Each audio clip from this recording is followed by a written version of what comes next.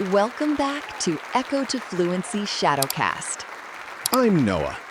And I'm Bella. Today, we're traveling from handwritten letters to smartphones.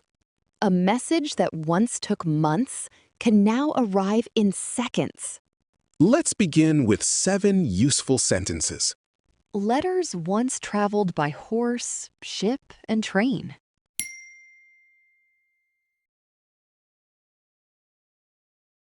Overseas messages could take weeks to arrive.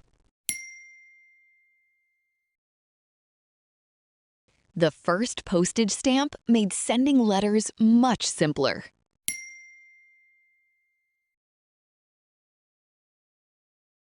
The telegraph allowed messages to travel almost instantly.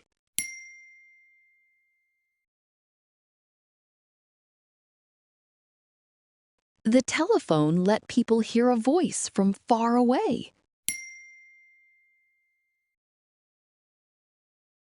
Early mobile phones were large, heavy, and expensive.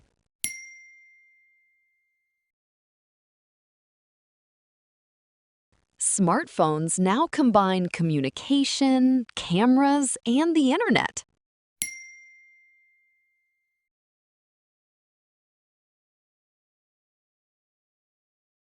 It is hard to imagine waiting months for a simple reply. I know. Today, I start checking my phone after 5 minutes. 5 minutes can feel like a very long time now.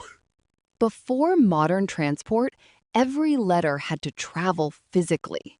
A rider, a ship, or a train carried the actual message. That also meant bad weather could delay important news.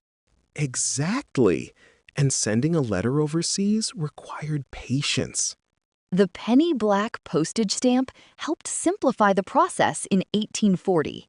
People could pay for delivery in a clearer and more practical way. Then the telegraph changed the meaning of speed. In 1844, Samuel Morse sent a message from Washington to Baltimore. It traveled through an electrical line instead of inside a bag.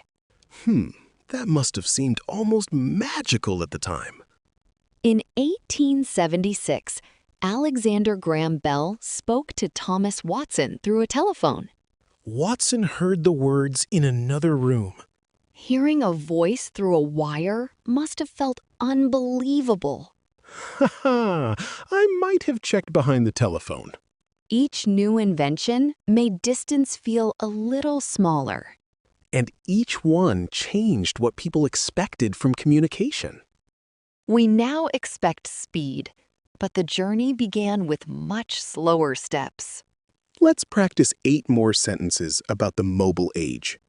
The first handheld mobile phone call was demonstrated in 1973.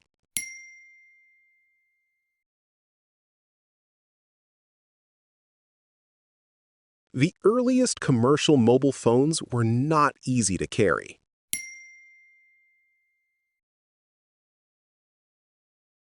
The first text message said, "Merry Christmas." Texting soon became part of everyday communication.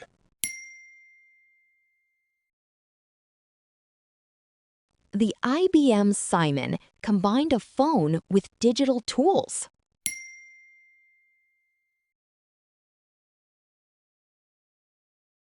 Touchscreen smartphones became widely popular after 2007.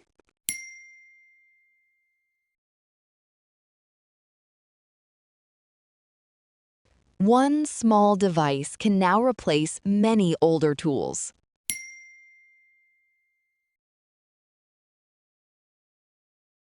Fast communication is useful, but thoughtful messages still matter.